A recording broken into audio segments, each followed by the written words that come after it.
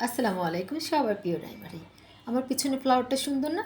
Facebook group থেকে আমাকে একটা পার্টির জন্য ইনভাইট করেছে, সো আমি ওইখানে গেলাম একেবারে রেডি ছাড়া।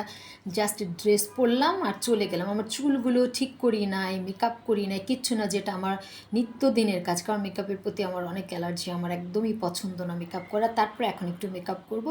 ওইখানে সবাই এত সুন্দর গর্জিয়াস হয়ে গেছে, এত ভাল লাগতেছে দেখে।